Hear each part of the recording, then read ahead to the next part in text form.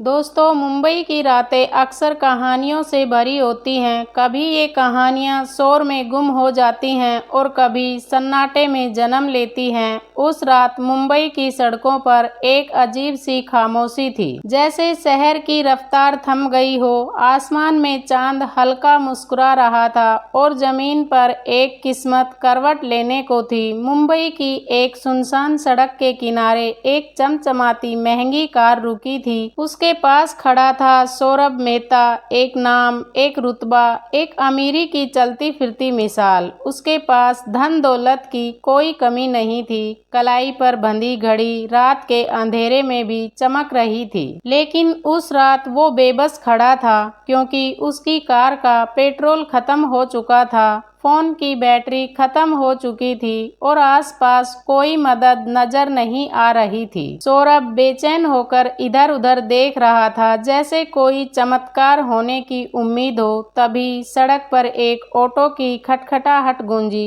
एक पुरानी सी ऑटो धीरे धीरे रुकी और उसमें से उतरा रमेश, एक साधारण सा ऑटो ड्राइवर। उसका चेहरा थकान से भरा था, लेकिन आंखों में एक अजीब सी चमक थी, जैसे वह हर मुश्किल को हल्का करने का हुनर जानता हो। रमेश ने सौरभ को देखा और मुस्कुराते हुए पूछा, साहब क्या बात है, गाड़ी खराब हो गई? सौरभ ने परेशानी भरे लहजे में जवाब दिया, अरे खराब नहीं, पेट्रोल खत्म हो गया, फोन भी डेड है, कोई टैक्सी भी नहीं मिल रही। रमेश ने एक पल के लिए सौरभ को देखा, जैसे वह उसकी परेशानी को दिल से समझ रहा हो। फिर वह अपनी ऑटो की डिग्गी की ओर बढ़ा। उसने एक छोटी सी प्लास्टिक की बोतल निकाली, जिसमें थोड़ा सा पेट्रोल था। उसने सहानुभूति भरे लहजे में कहा, अरे साहब, रात के इस वक्त तो मुश्किल ही है, लेकिन आप चिंता ना करें, मेरे पास थोड़ा पेट्रोल है, अपनी बोतल में रखता हूँ, आपकी गाड़ी में डाल दूँ।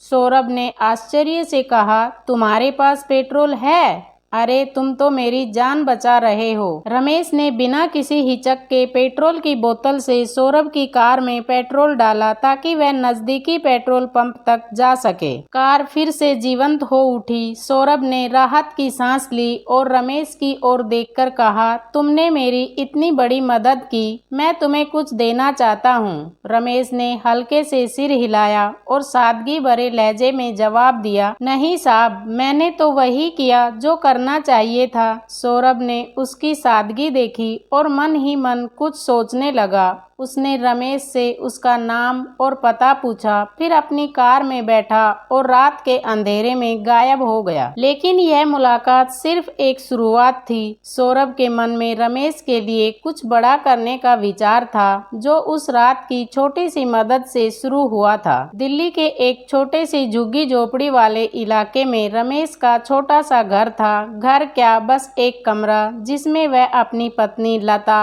और 2 बच्चों, बेटा छोटू और बेटी रिया के साथ रहता था। कमरे की दीवारें पुरानी थी, छत से बारिश में पानी टपकता था और बिजली का कनेक्शन भी अक्सर कट जाता था। फिर भी रमेश के चेहरे पर हमेशा एक मुस्कान रहती थी। वह सुबह जल्दी उठता, अपनी ऑटो को चमकाता और सड़कों पर निकल पड़ता। उसका दिन सुबह से रात तक सवारी ढोने में बीतता था। रमेश की जिंदगी में पैसों की तंगी हमेशा साये की तरह साथ रहती थी। लता घरों में बर्तन मांजने का काम करती थी, ताकि बच्चों की स्कूल की फीस और घर का खर्चा चल सके। छोटू और रिया दोनों सरकारी स्कूल में पढ़ते थे, लेकिन किताबों और यूनिफॉर्म का खर्चा भी रमेश के लिए बहुत भारी था। फिर भी वह कभी शिकायत नहीं करता था। वह अपने बच्चों को अच्छी शिक्षा देना चाहता था, ताकि उनकी जिंदगी उसकी तरह मुश्किल ना हो। हर सुबह रमेश अपनी ऑटो लेकर निकलता और सवारियों की तलाश में मुंबई की सड़कों पर भटकता। कभी कभी सवारियां अच्छी मिलती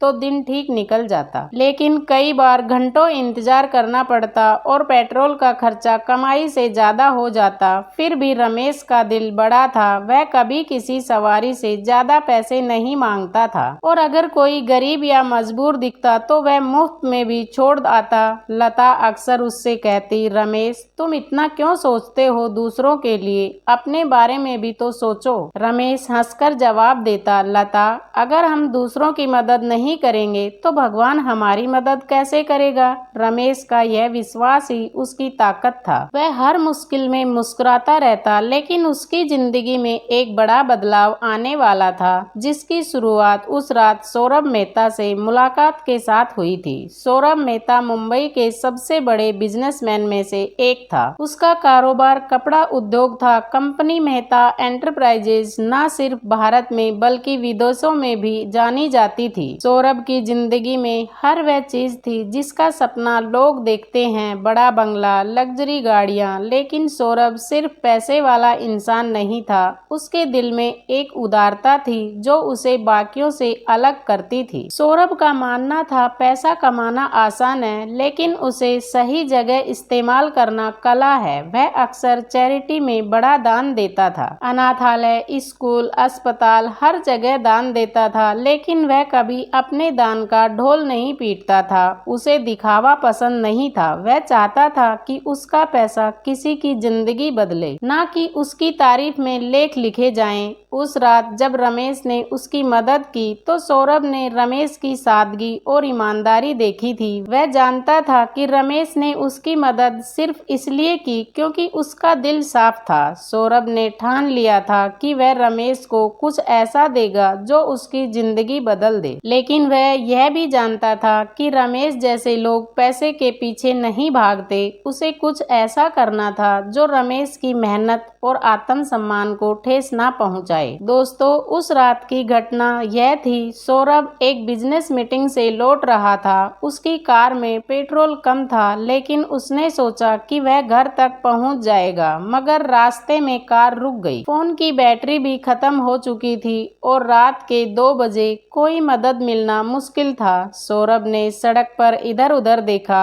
लेकिन सड़क सुनसान थी। वह परेशान होकर अपनी कार के पास खड़ा था। जब रमेश की ऑटो वहां से गुजरी तो रमेश ने सौरभ की परेशानी देखी और रुक गया। उसने पूछा कि क्या बात है साहब, और जब सौरभ ने बताया कि पेट्रोल खत्म हो गया है तो रमेश ने बिना सोचे अपनी बोतल से पेट्रोल निकाला। उसने कहा कि वह हमेशा थोड़ा पेट्रोल साथ रखता है क्योंकि उसकी ऑटो पुरानी है और कभी कभी उसे भी ऐसी मुश्किल का सामना करना पड़ता है। पेट्रोल डालने के बाद जब सौरभ ने उसे पैसे देने की बात की तो रमेश ने साफ मना कर दिया। उसने कहा कि उसने वही किया जो उसका फर्ज था। सौरभ ने उसकी बात सुनी और मन ही मन मुस्कुराया। उसने रमेश से उसका नाम और पता लिया और फिर अपनी कार में बैठकर चला गया। लेकिन वह रमेश को कुछ ऐसा देना चाहता था जो उसकी जिंदगी को नई दिशा दे।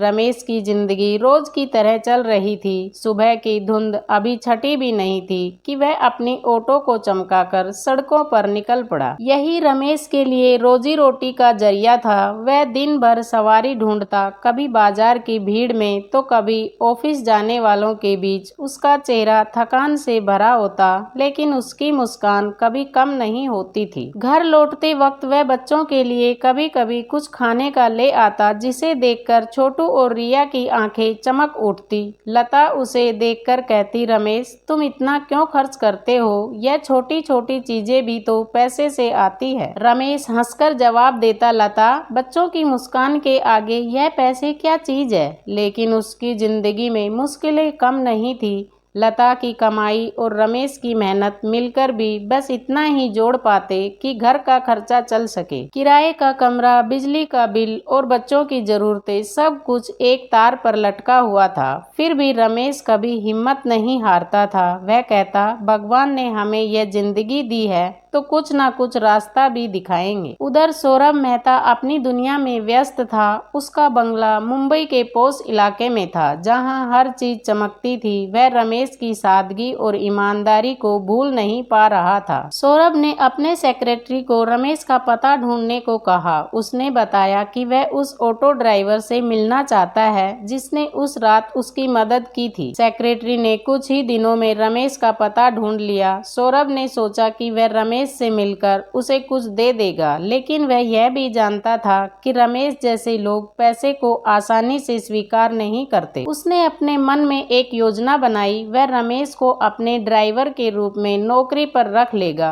यह न सिर्फ रमेश की जिंदगी को बेहतर बनाएगा बल्कि उसके बच्चों को भी अच्छी शिक्षा और भविष्य देगा। सौरभ ने अपने सेक्रेटरी को बुलाया और कहा, मुझे उस ऑटो ड्राइवर से मिलना है। उसका नाम रमेश है। तुम उसे मेरे ऑफिस बुलाओ। एक सुबह रमेश अपनी ऑटो में सवारी छोड़कर लौट रहा था जब एक आदमी ने उसे रोका। उसने कहा, रमेश भाई, आपको एक साहब बुला रहे हैं। उनका नाम सौरभ मेहता है। वह आपसे अपने ऑफिस में मिलना चाहते हैं। रमेश ने आश्चर्य से पूछा, मेहता साहब, वो मुझे क्यों बुला रहे हैं? आदमी ने सिर्फ इतना कहा, बस वो आपसे मिलना चाहते हैं। आप कल सुबह उनके ऑफिस पहुंच जाइए। रमेश के मन में कई सवाल उठे। उसे याद आया कि उसने उस रात एक साहब की मदद की थी, लेकिन उसे नहीं पता था कि वह कोई इतना बड़ा आदमी है। उसने लता से इस बारे में बात की। लता ने चिंता भरे स्वर में कहा, रमेश, कहीं कोई मुसीबत तो नहीं? तुमने कुछ गलत तो नहीं किया?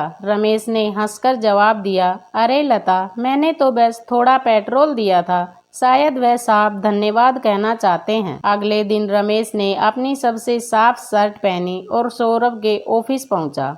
ऑफिस की इमारत इतनी बड़ी थी कि रमेश को लगा जैसे वह किसी दूसरी दुनिया में आ गया हो। शीशे की दीवारें, चमचमाते फर्श और हर तरफ सजे हुए लोग, यह सब रमेश के लिए नया था। उसे थोड़ी झिझक हुई, लेकिन उसने हिम्मत जुटाई और रिसेप्शन पर अपना नाम बताया। रमेश को सौरभ के केबिन में ले जाया गया। सौरभ ने उसे देखते ही मुस्कुराकर स्वागत किया और कहा, रमेश, उस रात तुमने मेरी बहुत बड़ी मदद की थी। मैं तुम्हें कुछ देना चाहता हूँ। रमेश ने सादगी से जवाब दिया, नहीं मालिक, मैंने तो वही किया जो करना चाहिए था। मुझे कुछ नहीं चाहिए। सौरभ मेहता ने उसकी बात सुनी और मन ही मन उसकी ईमानदारी की तारीफ की। उसने कहा, रमेश, मैं तुम्हारी मदद का बदला नहीं चुकाना चाहता। मैं तुम्हें एक मौका देना चाहता हूँ। क्या तुम मेरे लिए काम करोगे? रमेश ने आश्चर्य से पूछा, काम? लेकिन साहब, मैं तो बस एक ऑटो ड्राइवर हूँ। मैं आपके जैसे बड़े आदमी के लिए क्या कर सकता हूँ? सौरभ ने मुस्कुराते हुए कहा, तुम मेरे पर्सनल ड्राइवर बन सकते हो। तुम्हारी ईमानदारी और मेहनत मुझे पसंद आई। मैं चाहता हूँ कि तुम मेरे साथ काम करो। रमेश ने एक पल के लिए सोचा। उसे समझ नहीं आ रहा था कि वह क्या कहे। उसने कहा, साहब, मैं आपका धन्यवाद करता हूँ, लेकिन मुझे सोचने का समय चाहिए। सौरभ ने उसकी बात समझी और कहा, ठीक है रमेश, तुम सोच लो, लेकिन याद रखना, मैं तुम्हें सिर्फ नौकरी नहीं दे रहा, मैं तुम्हारी जिंदगी को बेहतर बनाने का मौका दे रहा हूँ। रमेश ने सिर हिलाया और ऑफिस से बाहर निकल गया। उसके मन में कई सवाल थे। क्या वह इस बड़े मौके को स्वीकार करे? क्या यह उसकी और उसके परिवार की जिंदगी बदल देगा? घर लौटकर रमेश ने लता को सारी बात बताई। लता ने डरते हुए कहा, रमेश, तुमने मना क्यों नहीं किया? इतने बड़े साहब के साथ काम करना आसान नहीं होगा। रमेश ने जवाब दिया, लता, मैंने मना नहीं किया, लेकिन हाँ भी नहीं कहा।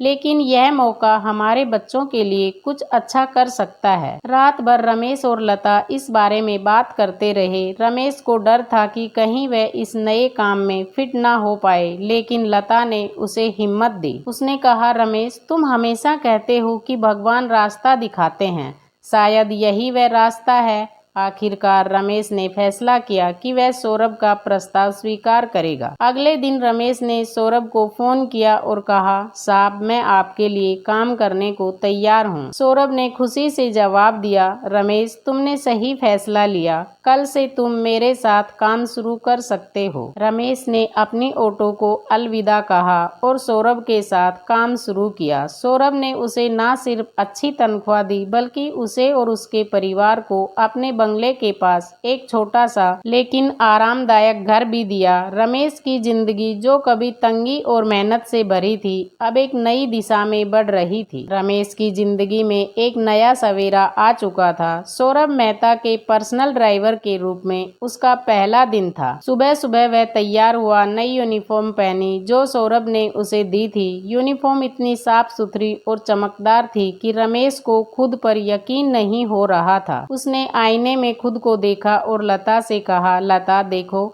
मैं तो किसी बड़े साहब जैसा लग रहा हूँ। लता ने हंसकर जवाब दिया, रमेश तुम हमेशा से बड़े आदमी थे। रमेश सौरभ के बंगले पर समय से पहुंच गया। वहां की चमक दमक उसे अभी भी अजीब लगती थी। बंगले का गेट इतना बड़ा था कि उसकी ऑटो उसमें कई बार आ जा सकती थी। सौरभ ने एक चमचमाती मर्सिडीज की चाबी दी और कहा, रमेश यह तुम्हारी जिम्मेदारी है। मुझे यकीन है कि तुम इसे तुम्हारी ऑटो की तरह ही संभाल लोगे। रमेश ने सिर हिलाया और मन ही मन सोचा कि यह कार तो उसकी पूरी जिंदगी की कमाई से भी महंगी होगी। रमेश का काम सौरभ को उनके ऑफिस, मीटिंग्स और कभी कभी शहर से बाहर ले जाना था। शुरू में उसे इस नई जिंदगी में थोड़ा समय लगा, लेकिन रमेश की मेहनत और सीखने की ललक ने उसे जल्दी ही सब कुछ सिखा दिया। वह समय का पक्का था और सौरभ की हर छोटी बड़ी जरूरत का ध्यान रखता था। सौरभ को उसकी यह आदत बहुत पसंद थी। वह अक्सर अपने दोस्तों से कहता,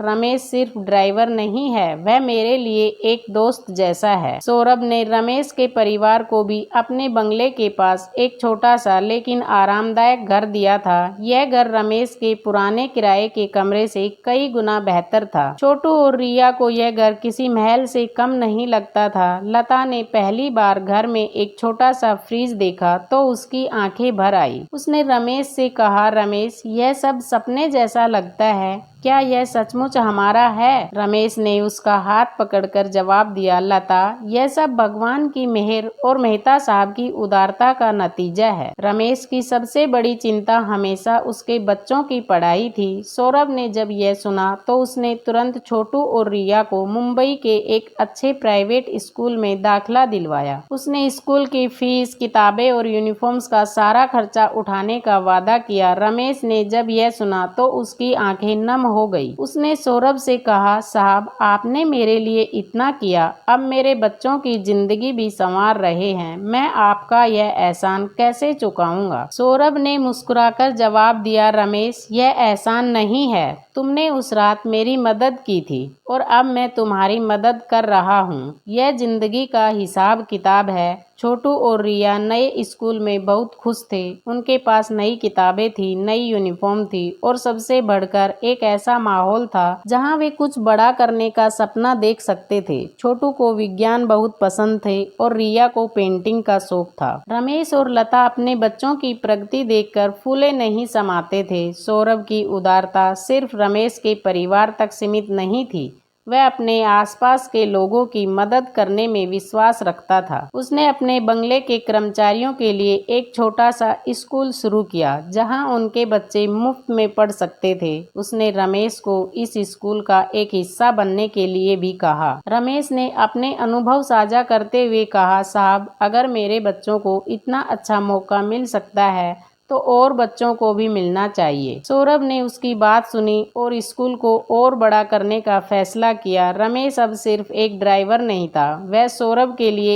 एक भरोसेमंद साथी बन चुका था। सौरभ अक्सर उससे अपने बिजनेस की बातें साझा करता और रमेश अपनी सादगी भरी सलाह देता। एक बार सौरभ ने उससे पूछा, रमेश अगर तुम मेरी जगह होते तो तुम क्या करते? रमेश ने हंसकर जवाब दिया, साहब मैं तो बस इतना करता कि जितने लोगों की मदद कर सकता उतनी करता। पैसा तो आता जाता रहता है लेकिन इंसानियत हमेशा साथ रहती है। सौरभ ने उसकी बात सुनी और मन ही मन उसकी सोच की तारीफ की। समय के साथ रमेश और सौरभ के बीच एक अनोखा रिश्ता बन गया। यह ना मालिक और ना नौकर का रिश्ता था, ना ही सिर्फ दोस्ती का। यह एक ऐसा ऐसा बंधन था जो ईमानदारी, विश्वास और इंसानियत पर टिका था। सौरभ को रमेश की मेहनत और सादगी पर गर्व था। एक दिन सौरभ ने रमेश को कहा, रमेश, मैं तुम्हें एक और जिम्मेदारी देना चाहता हूँ। मैं अपने चैरिटी फाउंडेशन का एक हिस्सा तुम्हारे हवाले करना चाहता हूँ। तुम उन लोगों को समझते हो जिन्हें मदद की जरूरत है। क्या तुम मेरे साथ मिलकर यह काम करोगे? रमेश ने आश्चर्य से पूछा, साहब, मैं तो बस एक साधारण आदमी हूँ, मैं यह सब कैसे करूँगा? सौरभ ने जवाब दिया, रमेश, तुम साधारण नहीं हो, तुम में वह दिल है जो दूसरों की जिंदगी बदल सकता है। रमेश ने इस नए रोल को स्वीकार किया। उसने सौरभ के चैरिटी फाउंडेशन में काम शुरू किया, जहां वह उन लोगों तक मदद पहुंचाने में सहायता करता जिन्हें इसकी सबसे ज्यादा जरूरत थी। उसने अपने पुराने मोहल्ले के कई परिवारों को स्कूल और नौकरी के मौके दिलवाए। उसकी मेहनत और सादगी ने न सिर्फ सौरभ का भरोसा जीता बल्कि कई और लोगों की जिंदगी में भी रोशनी लाई। रमेश की जिंदगी अब पहले जैसी नहीं थी। उसका परिवार खुशहाल था। छोटू और रिया अच्छे स्कूल में पढ़ रहे थे और लता को अब घरों में बर्तन मांजने की जरूरत नहीं थी। उसने अपने घर में एक छोटा सा सिलाई सेंटर शुरू किया, जहां वह मोहल्ले की औरतों को सिलाई सिखाती थी। रमेश का चेहरा अब पहले से ज्यादा चमकता था, क्योंकि वह न सिर्फ अपनी जिंदगी को बेहतर बना पाया था बल्कि दूसरों की जिंदगी में भी बदलाव ला रहा था। उस रात की छोटी सी मुलाकात ने रमेश और सौरभ की जिंदगी को हमेशा के लिए बदल दिया था। रमेश की सादगी और सौरभ की उदारता ने एक ऐसी कहानी रची जो न सिर्फ उनके परिवारों बल्कि उनके आसपास के लोगों को भी प्रेरणा दे रही थी। ये कहानी इंसानियत, विश्वास और मेहनत की जीत थी। दोस्तों, हमेशा दूसरों की मदद करें तो भगवान हमारी मदद हमेशा करता रहता है। तो दोस्तों, अगर आपको ये कहानी पसंद आई तो लाइक करें, कमेंट करें और हमारे YouTube चैनल को सब्सक्राइब करें। हम फिर मिलते हैं एक नई कहानी के साथ। तब तक के लिए धन्यवाद। जय Shri Shyam. It's not a game, it's a